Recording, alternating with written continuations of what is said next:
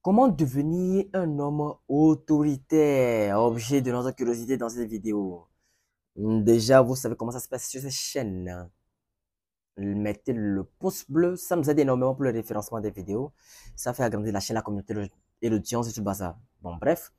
Juste avant de rentrer dans le vif du sujet, je tiens à vous préciser que dans la description de mes vidéos, vous y trouverez un lien vous mènera sur mon blog. Là-bas, sur mon blog, j'écris des articles notamment sur le développement personnel, la santé et le tourisme. Je reprends. J'écris des articles notamment sur le développement personnel, la santé et le trading. Donc, vous pouvez vous approprier ces pensées. Vous pouvez vous les approprier, les charger, puisque ce sont des pensées rédigées en PDF, les télécharger, les imprimer, les garder sur le bazar comme je le fais. Alors, c'est vraiment très important. Donc, allez agrandir la communauté là-bas, likez, faites des partages, des commentaires, etc. Alors, aujourd'hui, dans cette vidéo, nous allons voir comment est-ce qu'il faut devenir un homme autoritaire.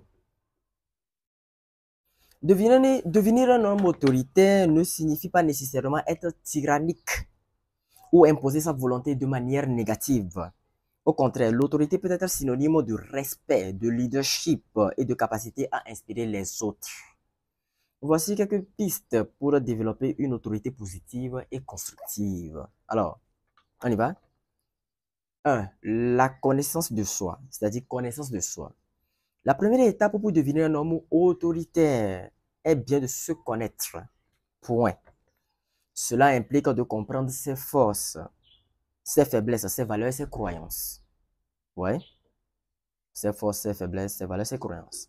Une personne qui a une bonne connaissance de soi est plus à même de prendre des décisions éclairées, est plus à même de prendre des décisions éclairées et de se comporter de manière cohérente. Il a la cohérence dans ses décisions, dans ses prises de décision, dans, dans, dans ses initiatives également. Cela inspire confiance et respect chez les autres. En deux, développer des compétences en communication. Un homme autoritaire doit être capable de communiquer clairement et efficacement. Cela inclut non seulement la capacité à exprimer ses idées, mais aussi à écouter les autres. Une bonne communication favorise un climat de respect mutuel, entre vous et moi, et permet de résoudre des conflits de manière constructive. Je pense que dans cette vidéo, je vous ai énuméré 8 traits. Bon, nous allons aller vite. Alors, trait numéro 3. Pour devenir un homme autoritaire, affirmer ses valeurs. Pour être perçu comme une figure d'autorité, ça me fait penser à un livre que j'ai lu, notamment cette partie consacrée à l'autorité. Ça me fait penser à Influence et manipulation. C'est un bouquin très riche. Le livre s'intitule Influence et manipulation. Voilà. Le bouquin s'intitule Influence et manipulation de Robert Cialdini, je pense bien, Robert Cialdini. Un bouquin très riche, très riche.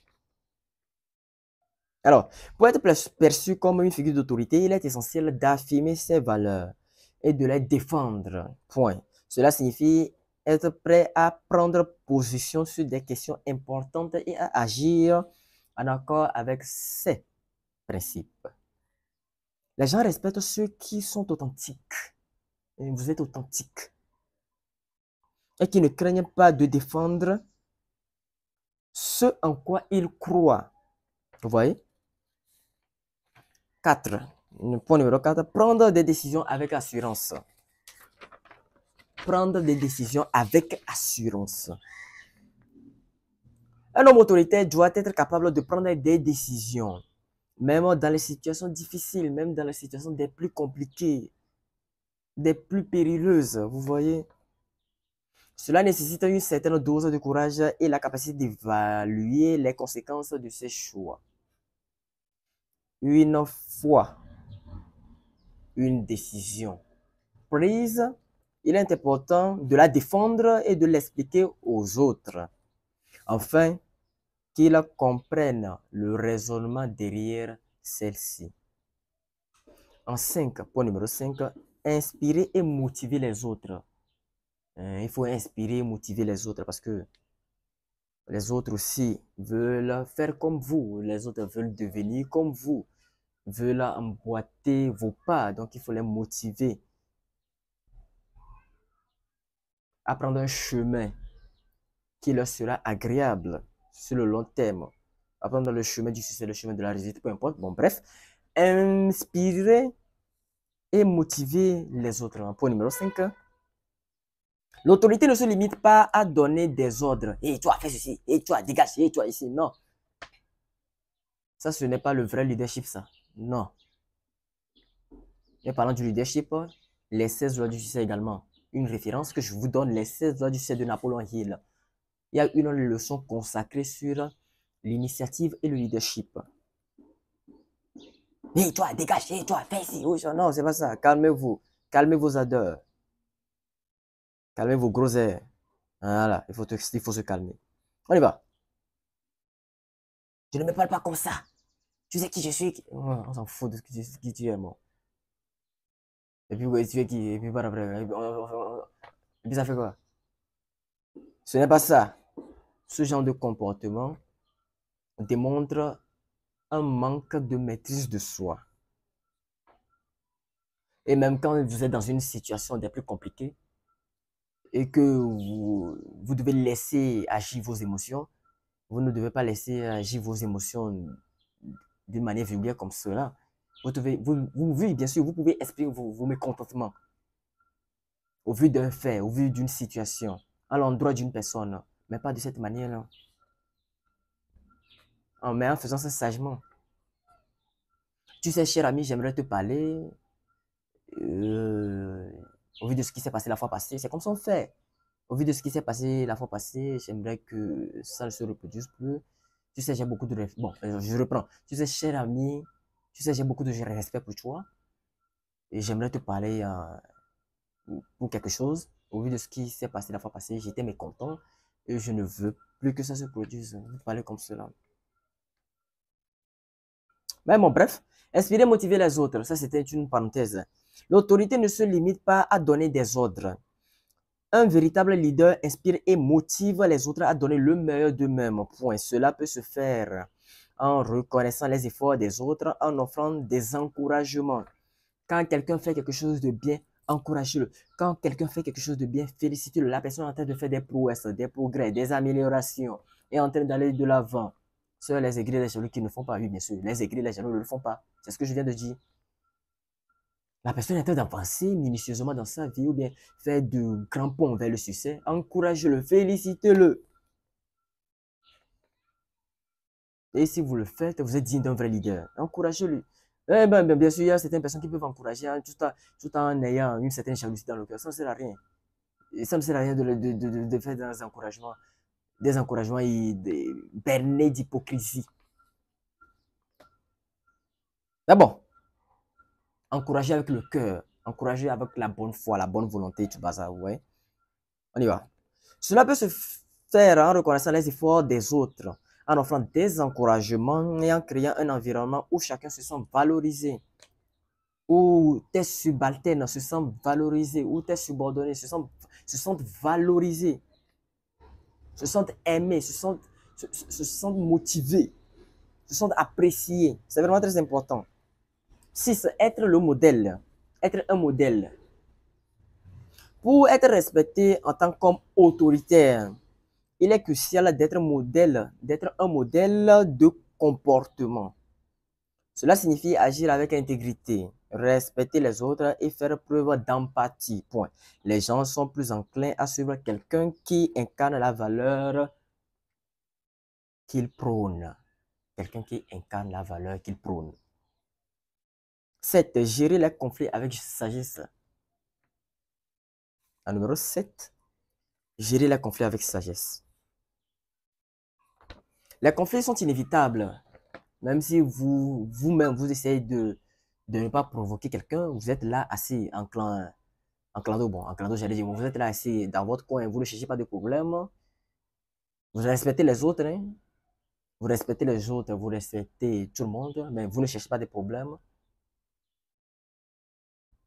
Il y a certaines personnes dans cette vie, têtues, dois-je dire, qui vont vous apporter des problèmes, qui sont là seulement pour provoquer des provocations. Donc, Il faut gérer ses provocations, il faut gérer ses conflits externes avec sagesse.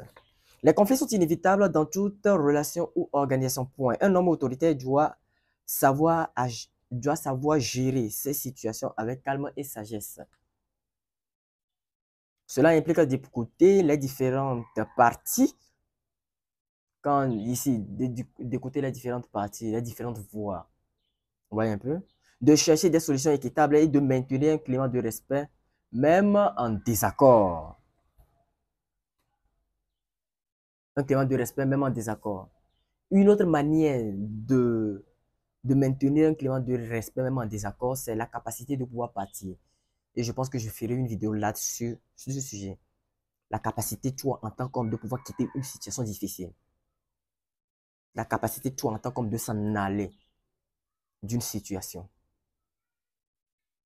Auteur de déclarer forfait, de battre en retraite.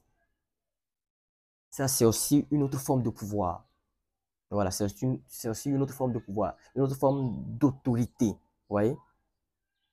La capacité de pouvoir s'en aller de n'importe quelle situation qui ne t'avantage pas. Et je pense bien que je ferai une vidéo là-dessus. En 8 ans, pour terminer, continuez à apprendre et à évoluer. Pour être un homme autoritaire, il ne faut pas se limiter seulement à vos connaissances. Il faut toujours peaufiner, il faut toujours améliorer, il faut toujours chercher plus. Il faut toujours améliorer, même si ce n'est qu'un d'1% d'amélioration. D'1% d'amélioration, ça me fait penser à un livre que j'ai lu, Rien peut-tu changer, de James Clear, d'1% d'amélioration. Nous avons le livre Un rien peut tout changer de James Clear et Un rien pour tout changer de Charles Duhigg, quelque chose comme ça.